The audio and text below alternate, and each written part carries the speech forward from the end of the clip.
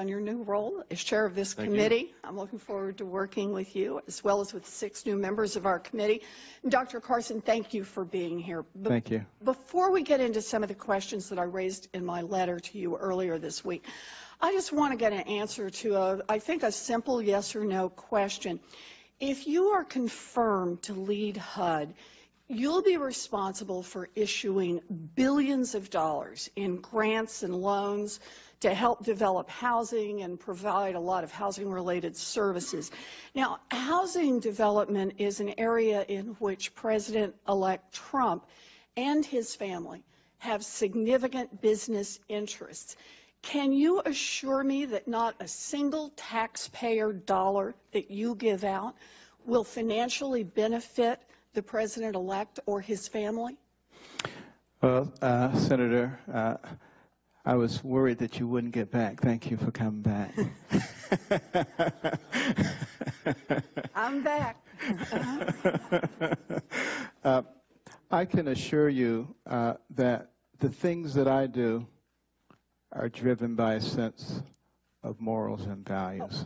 And therefore, I will absolutely not play favorites for anyone. Dr. Carson, let me stop right there. I'm actually trying to ask a more pointed question, and it's not about your good faith. That's not my concern. My concern is whether or not, among the billions of dollars that you will be responsible for handing out in grants and loans, can you just assure us that not $1 will go to benefit either the President-elect or his family?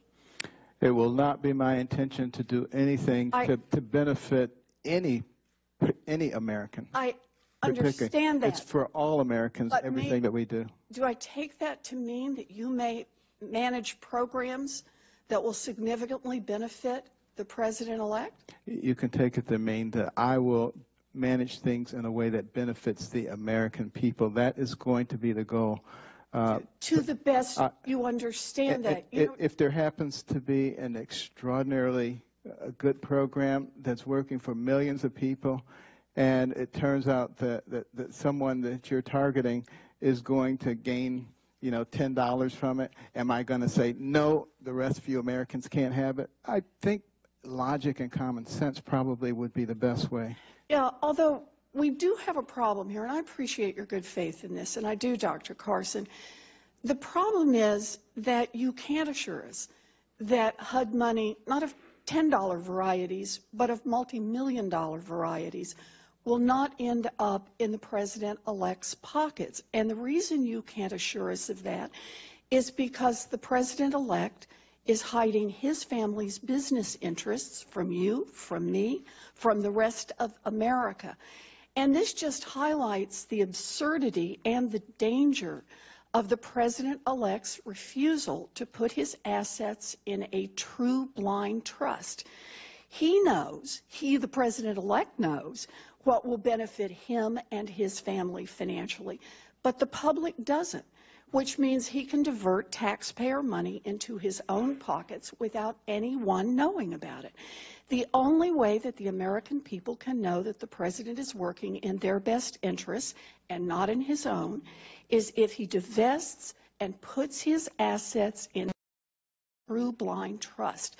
Transferring his holdings to his children does nothing, as the head of the Nonpartisan Ethics Committee said just last night. Since the President-elect refuses to address this voluntarily, we need to pass the Presidential Conflicts of Interest Act that I introduced with more than 20 of my colleagues, which would require him to do so. So, with the time I have left, I just want to follow up very quickly on